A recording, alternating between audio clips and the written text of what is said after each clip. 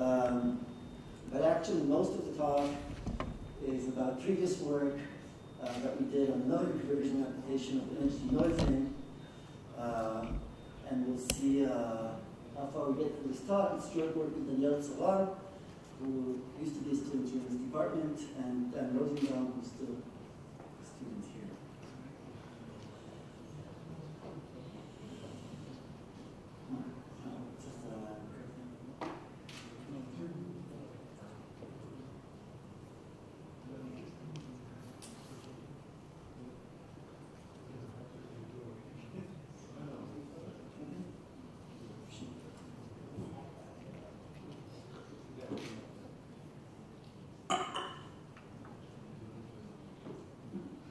So we've talked a lot throughout this day about the importance of modeling uncertainty in artificial intelligence. And one example of that in computer vision is this problem called natural image priors, where many people are interested in the following problem: given an n by n matrix, let's call it X, return the probability of X, the probability that X is a natural image. And there's a lot of debate about what it means, the probability of natural images. But just, at least at this point as a heuristic, we want this function to say that this is very likely to be a natural image, this is less likely, and this is highly unlikely. Does anybody know what this is? It's a seismic image. So this is an image that's formed by doing small explosions on the ground and measuring how the sound is how the explosion is reflected using geophones. Okay, so this is an interesting sort of fundamental research problem. One of the applications of this problem is in this problem of image restoration. So if you're given a noisy image, such as the one you see here, and you'd like to create a clean image, so if we denote by X the clean image, Y the noisy image, if we could learn the probability over clean images, P of X, we could use our image prior and Bayes rule to estimate probability of X given Y. And one of the reasons we were interested in this problem as machine learning and graphical models people is that on the one hand, it seems like a very natural application of machine learning because now we can train systems with many, many examples of clean images to improve the denoising performance. But when you look at the literature of how people do image denoising, there are two classes of methods. One is called prior-based, and those are the kinds of methods that we as machine learning people really like, specifically people who do uncertainty in AI really like. And what these methods do is they're given a training set of possible images.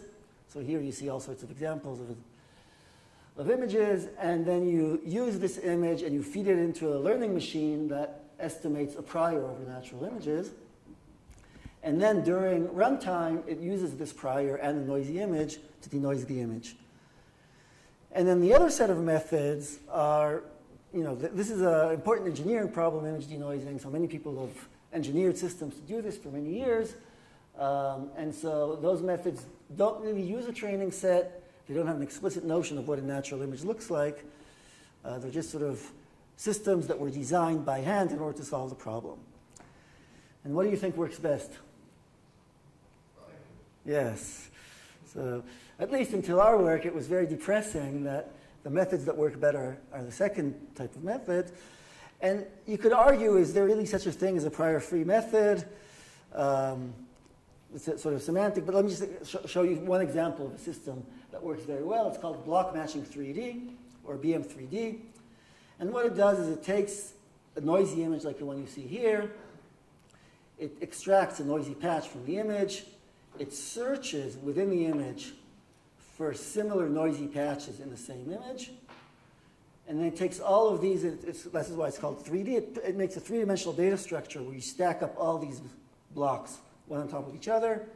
And you use something like a nonlinear, like a median filter over the stack, and that gives you this result.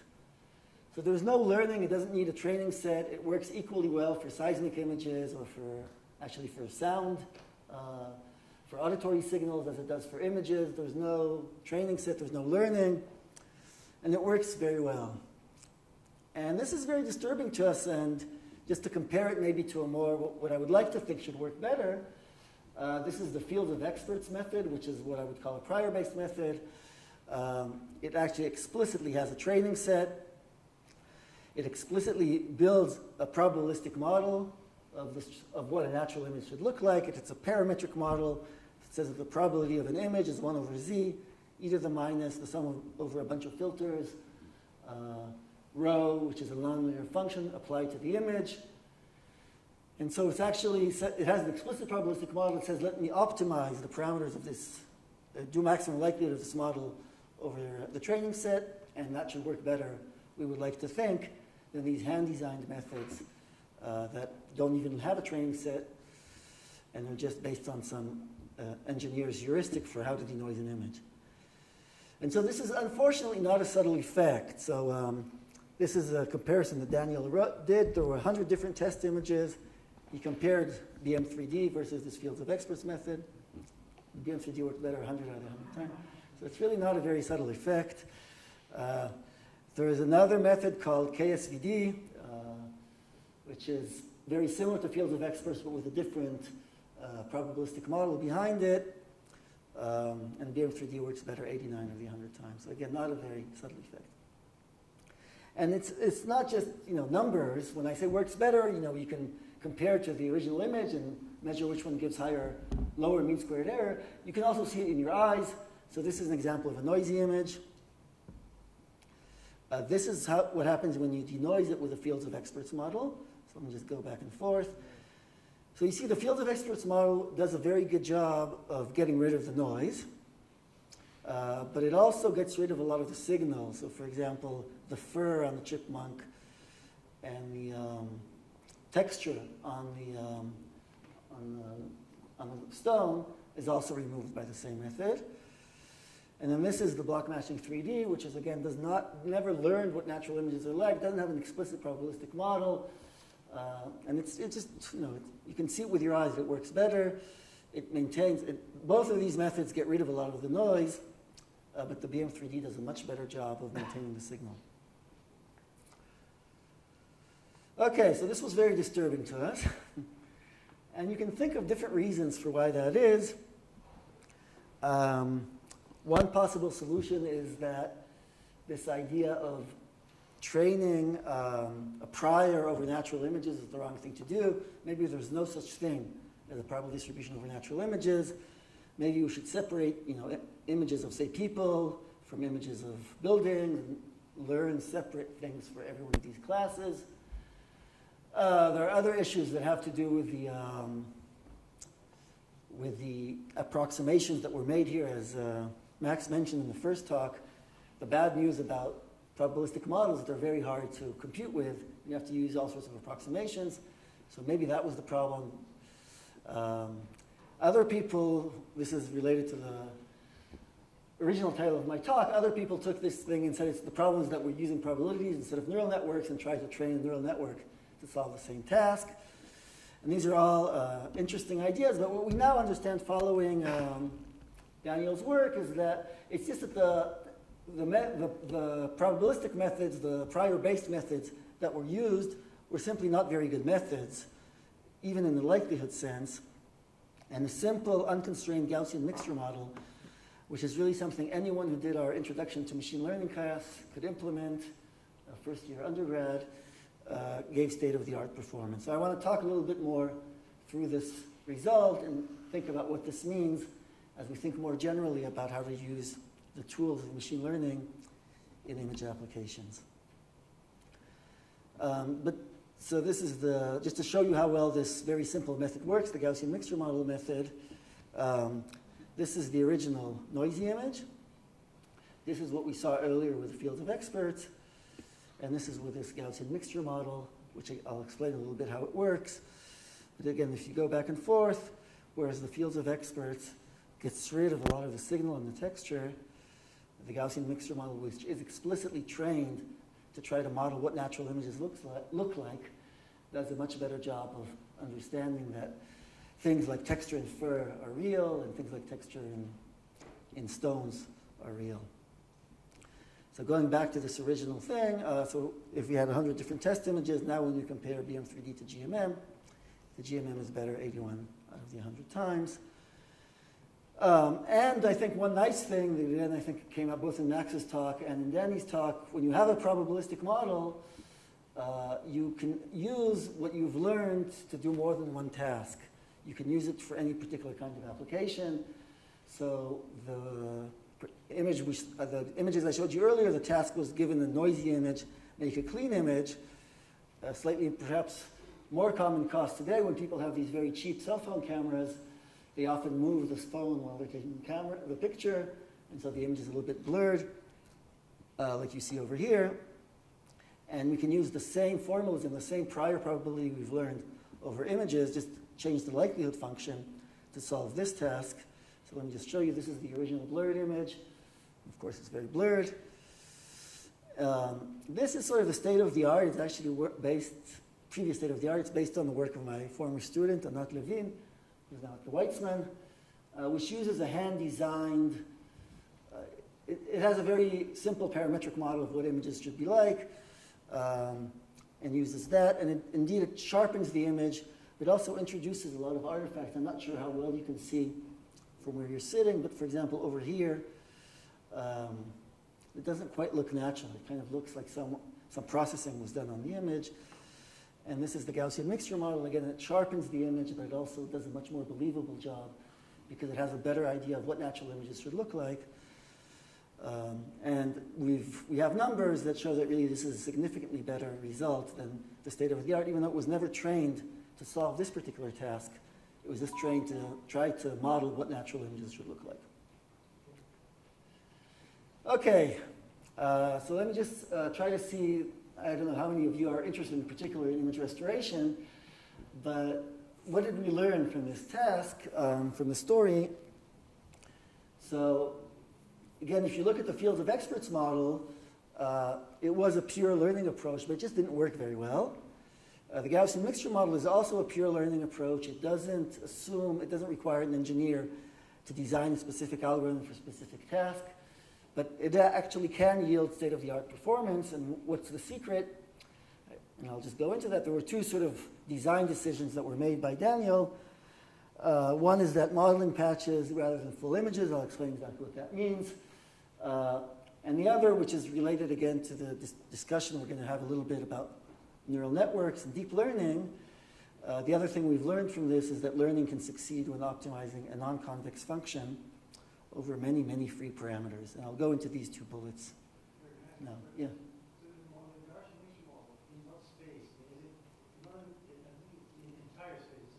It's exactly patches. Yeah, I'll go into this now. You'll see it. Yeah, it's very, very simple.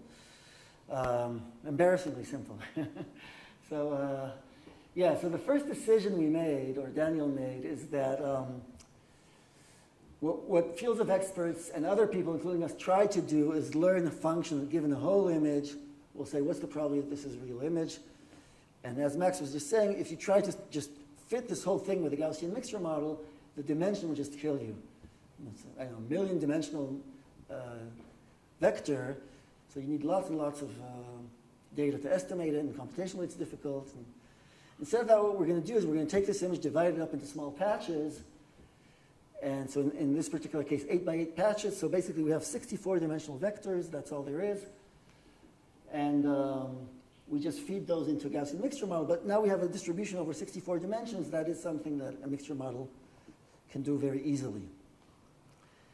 And then the interesting thing is, okay, you've learned this distribution over patches. How do you actually go about denoising a full image? And the way he did it, Daniel, is he optimized this function, which has sort of a data term that says you want the image to be close to your observed image, and you also want every patch in the image to have high log probability under your learned model. Yes, even, this is a great point. So they're overlapping patches. And so that's what this point is, that this function is really not the correct probability of x given y. We're just summing up the log probability of every patch. And as someone who was trained in graphical models, this seemed like a terrible thing to do. But it seems to work. This is one of the, not only does it work in practice, it has this interesting fact that as we use different methods, so what's shown here are different probabilistic models of patches. This is the simplest model you could imagine. You just imagine every pixel was independent of the others. That's a probabilistic model, and you can evaluate its log likelihood on unseen patches, and that's what's shown in these green bar plots. So the higher this log likelihood is, the better your probabilistic model is at modeling the distribution, the density, over 8 by 8 image patches. And so, of course, an independent pixel model is very bad. The next idea, which I think Max also mentioned, is you could try to get rid of some of the correlations between the pixels by modeling as a multivariate Gaussian, and that does better in terms of log likelihood. And there's this model called ICA, or independent component analysis, and that does even better. It's not a Gaussian model, it's a nonlinear model. And then this over here is the Gaussian mixture model, which just in terms of log likelihood does much better than the other models. Again, this is log likelihood on held out patches. So of course the Gaussian mixture model can have a lot more free parameters. So if you just examined its log likelihood on the training set, that wouldn't be very interesting. But this is on the test set. So this really does a better job of capturing the density. What's shown in the orange bars is the performance of this heuristic method over here in terms of image denoising. So even though we're summing up together log probabilities, even though things are not independent, you see that there's this very nice relationship between the better the probabilistic model is, the better is the performance at denoising full images. So there is something to this heuristic, and that's one of the things we're doing now as we continue this research, is trying to formalize this relationship, try to understand why it is that things seem to do better even though they make this heuristic assumption that is wrong. Okay, the other thing that was crucial to make this work is really the number of free parameters. So the field of experts model, it had these W's that were tied, these convolutional structure. It had something like 600 free parameters, which 5 or 10 years ago you would think that would be considered a lot. 600 free parameters in a probabilistic model, that sounds like a lot. You know, we're used to means and variances, 3, 4 parameters. 600 already seemed like a lot. The Gaussian mixture model, you can do the calculation, has 200 covariance matrices for 64-dimensional things. So it's more than 400,000 free parameters. And that seemed 5 or 6 years ago, that seemed a totally crazy thing to do. How much data would you need in order to estimate that amount of free parameters? And not only that, the way we learn these parameters is using the expectation maximization algorithm. Again, something we teach all our undergrad students. We teach the students that this algorithm only converges to a local maximum. It's not a global optimization. So it's a very complicated cost function that we're trying to optimize in this 400,000 dimensional space. And yet it works. You really need the whole 200? Yes, performance is better. You can do okay with 190, but it's better with 200 than with 190, yes. In deep learning, you have billions of yes. parameters and it works. Exactly. So, this is not a big number. well, we can do more, but but I think an interesting theoretical question. Again, part of the idea of this talk is to motivate us to think of interesting theoretical questions that we should address in our research, both in deep. So yes, in deep neural networks, as I think it depends who you ask, but you can easily get to billions of free parameters, and the cost function being optimized during learning is highly non-convex, and yet it works very well.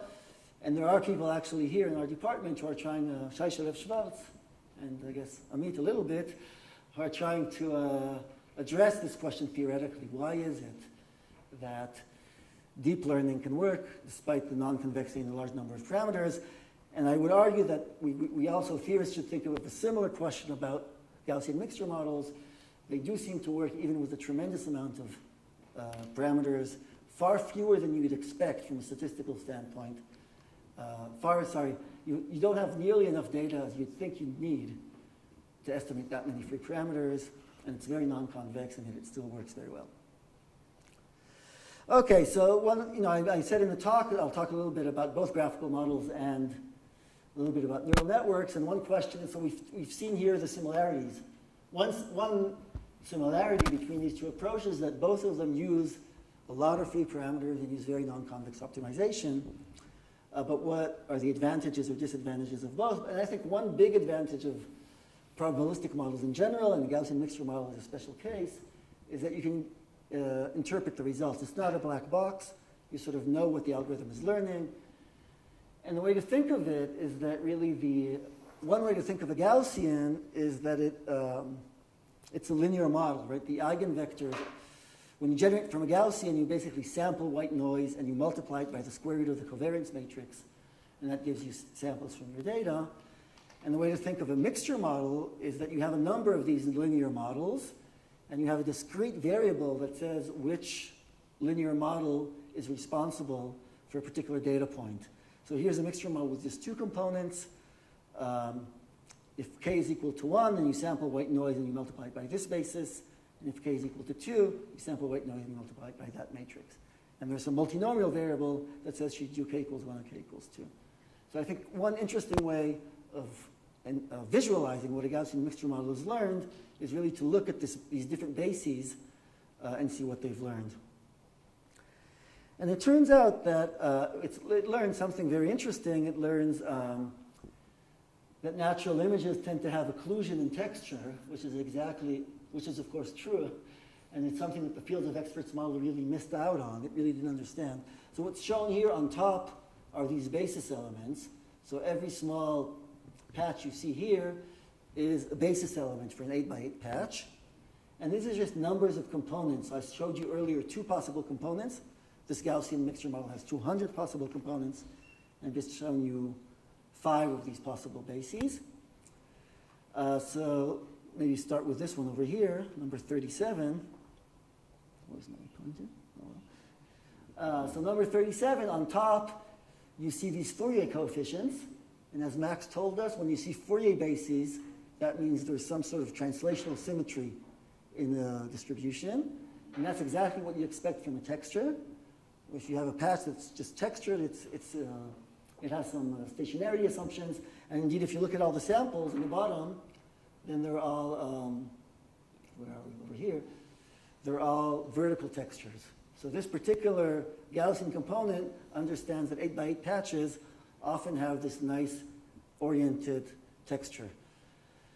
If you look at component number 56, for example, which is a different component, the basis elements are basically have most of their energy just on the bottom, and they don't care what happens on top. And you can see this also in the samples. The sample is basically flat on top and have all sorts of interesting things happening in the bottom. And this is exactly what you would expect to happen at a horizontal occlusion boundary, where you have one object occluding another object. And so one object has a lot of texture on it, and the background object that doesn't have texture. And again, this algorithm automatically learns that this is a thing that happens often in natural images. So I'll just go back to summarize. So what we've learned from learning image priors is that pure learning approach can yield state-of-the-art performance. Well, in order to get it to work, we need to do 2 things: to model patches rather than full images.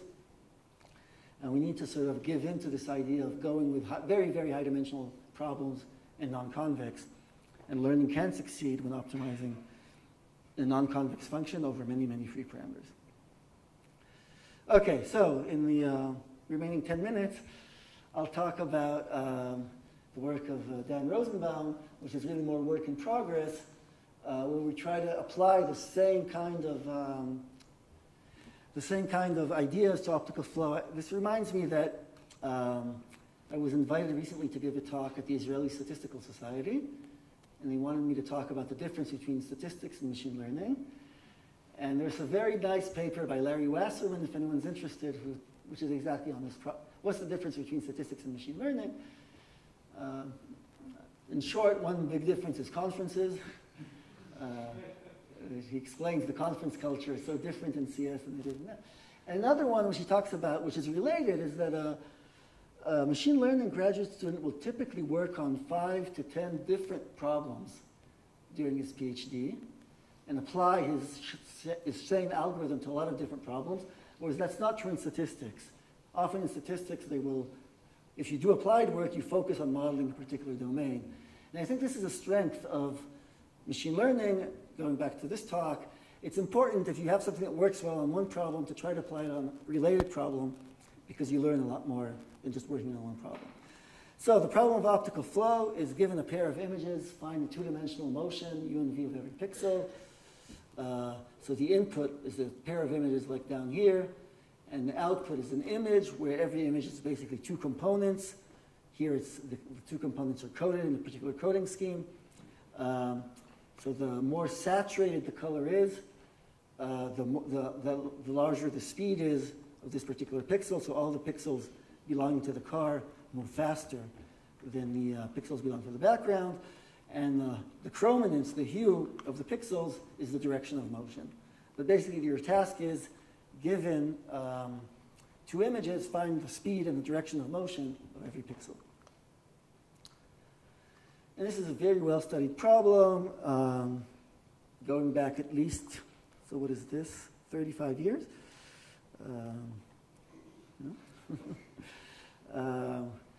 And sort of and what Horn and Schunck and Nagel in the 1980s said is, we can solve this by inventing an energy function and finding its minimum. So this energy is a function of v, this velocity field. So think of the v as this unknown image.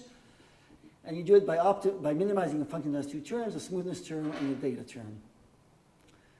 And you just optimize this thing, and the smoothness just says nearby pixels should move similarly.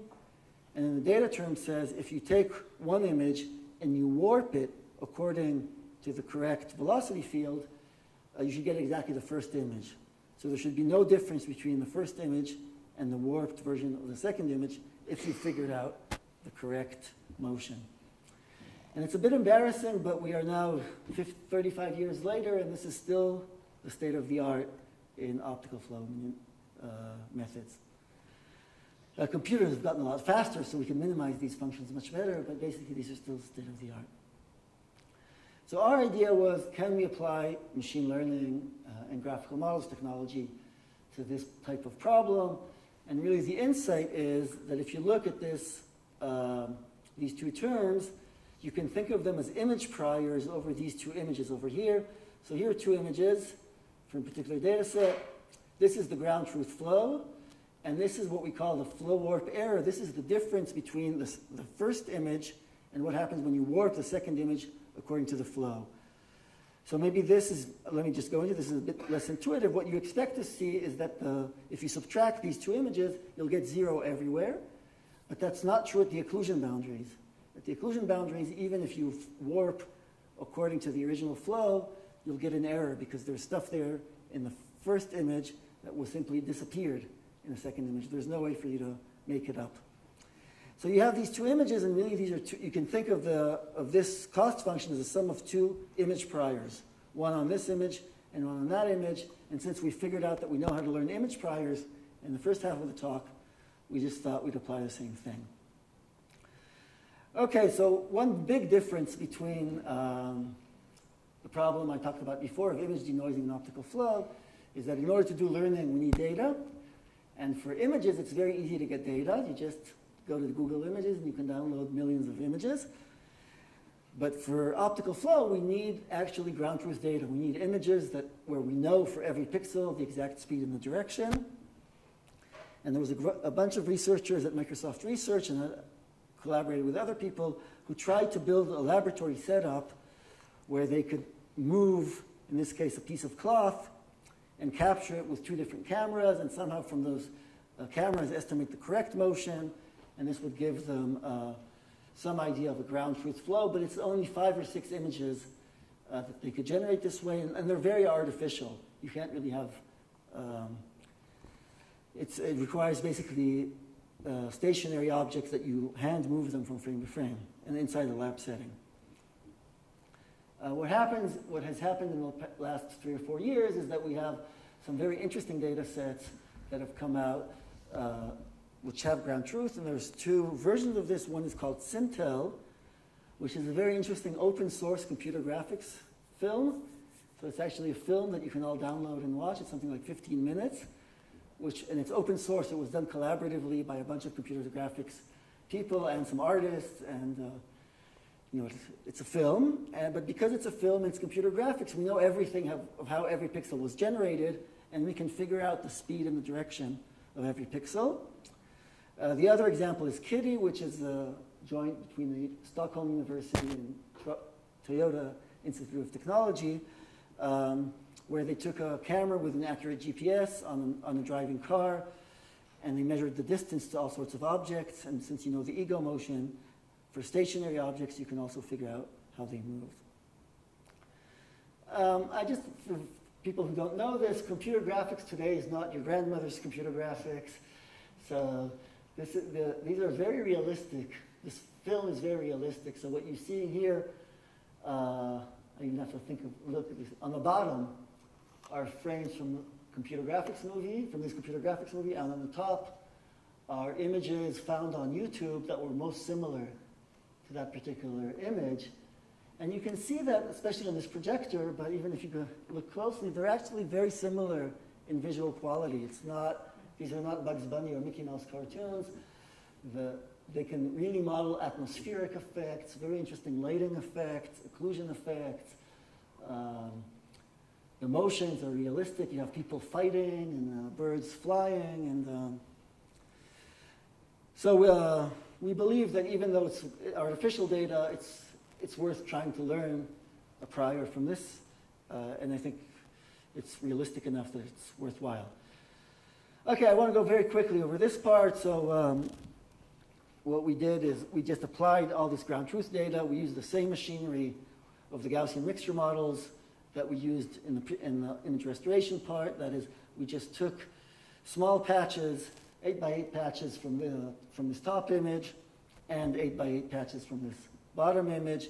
Again, we have this for hundreds of images in the Cinto movie, and we just feed these 8 by 8 patches into a Gaussian mixture model, and we see how well it works. So again, this is log likelihood on held out patches. So the higher these numbers are, the better you are at modeling the density. And we see that again, the Gaussian mixture model outperforms these hand-tweaked models that go back to the 1980s that were not probabilistic models, but we can turn them into probabilistic models and measure their log likelihood.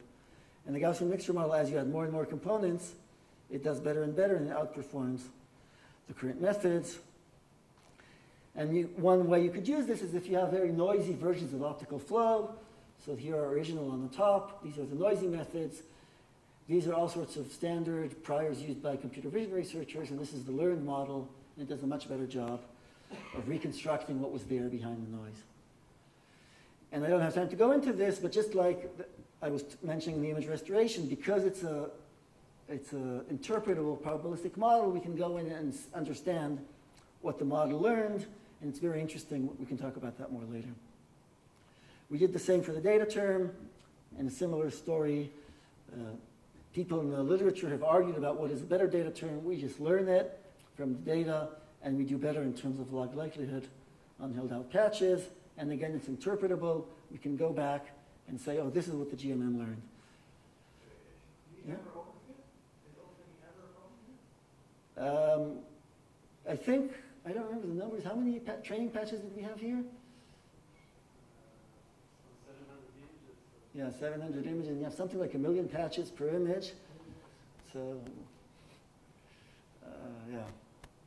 It's actually an online algorithm, so you don't necessarily use all 700 million training examples. But yeah, we have a lot of data. And the bottom line is when we try to do all this thing together, we end up with 1 million free parameters, both the ground truth flow and the flow warp error. And at least in terms of log likelihood and held out data, we do better than the state of the art. Again, with 1 million free parameters. This is really work in progress. So the interesting thing that we want to work on now is, given this learned model, to actually run an algorithm that does the inversion. Given 2 frames, estimate the most likely flow. And that turns out to be much harder than we thought. It's a very non-convex problem, and although the general trend is consistent with the log likelihood, the optimization details have much stronger effect than the cost function. So if we're machine learning people, we really like it when we don't have to inject any specific expert knowledge into into the thing. We just feed data, and magically the algorithm comes out. As far as learning, I think we're there. We have I think, an algorithm that's relatively automatic and doesn't have a lot of knowledge built in. In terms of optimizing the model during runtime, we're currently using a lot of expert knowledge, and we're not doing a very good job of it. So other people can do it better. Okay, so this is my last slide. So I wanted to talk, and I was planning to talk a bit more about the relationship between graphical model and probabilistic models and neural networks. And I think just a preview of maybe of another talk I could give on this is really that there is something common. So if you go and you read the newspapers, you'll hear a lot about the hype of deep neural networks, and specifically they'll talk about how millions of free parameters and excellent performance on very difficult problems. So at least that part is true not just for neural networks, but I think is more reflective of the fact that we have powerful computers and a lot of data. So Gaussian mixture models are very different than neural networks in almost every possible respect. But if you feed them enough data and you give them enough free parameters, they can also give you state-of-the-art performance on some difficult problems that were studied by engineers for tens of years. And the advantage I see for the probabilistic models is that they give you interpretable results. You can go in and you say, oh, this is what the model has learned. It's not a pure black box. So that's the good news about image restoration. A similar approach yields high-quality density models for optical flow, but we still have a way to go before this can be used for flow estimation. Thank you very much.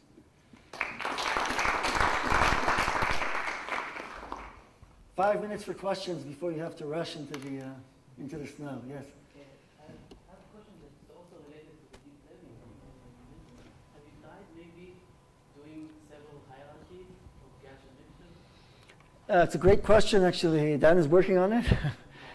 There was a paper at NIPS this year called Hierarchical Gaussian Mixture Models that also tried to do it. There's different ways to build hierarchy, and one way has been tried and gave almost no difference in performance.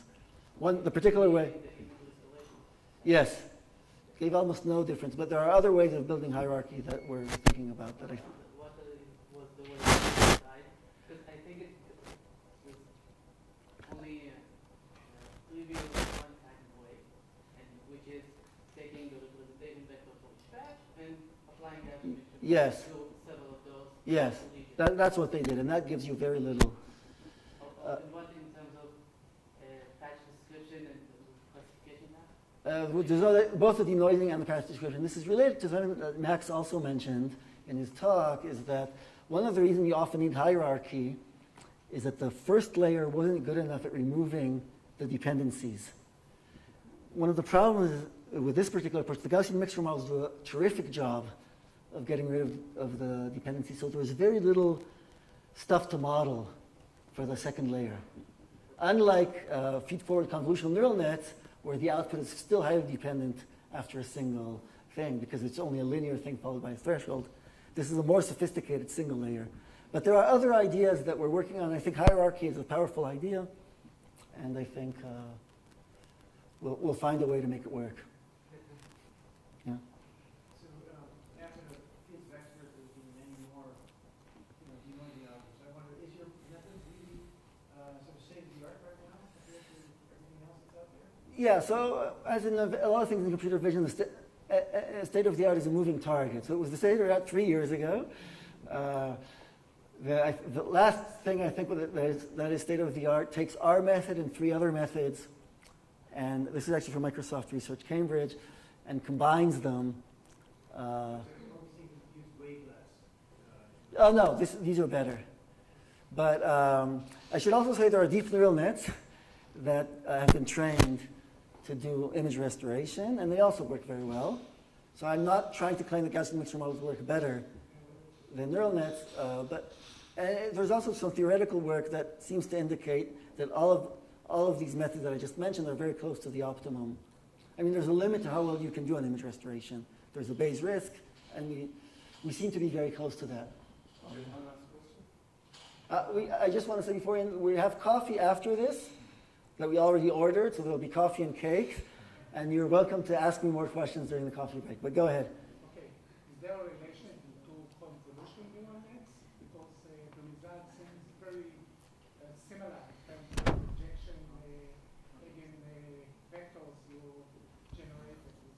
Yes, it's an excellent question. It's part of our grant, so it's good that you mentioned. You could view the inference procedure that's done by the Gaussian mixture model. There's an iterative algorithm that's used to denoise all these patches. And if you unwrap that in time in some way, you get something that looks similar to a convolutional neural net. But again, the training is very different. Whereas convolutional neural nets are just trained to optimize performance on a particular task, and therefore cannot be used for other tasks. Here, the training is in a probabilistic way, and so you have a much more interpretable result and more modular. So you could think of this as an alternative way to train convolutional neural nets if you wanted to. Okay. Okay, let's thank you here again. So just before we end this, so again, this is an unplanned ending early, but we thank everyone who came, especially after all this scare out there, and all the ones who stayed until now, given those scares. A big special thank you for the two people who actually made it work in the background. So Regina and Ronit were sitting back there. Essentially put this conference, including travel and many other details that you don't see, into place very, very professionally and expertly, and we are blessed to have such great people working with us. And finally, I think we need to thank the funding for this event. Yeah, we did it in the beginning, but we can do it again. It's reluctant, but yes. So we have. Just say that we promise, or at least I promise, that we'll have a rain check for snow checks now for those talks that we missed today, together with other talks. Yeah. Still owe them. Yeah. No, it's not that we're trying to avoid this. So we had wonderful support from the ISF, the Israeli Ministry of Science, and from Intel. Yeah. And so thank you very much. And Coffee outside. go for it.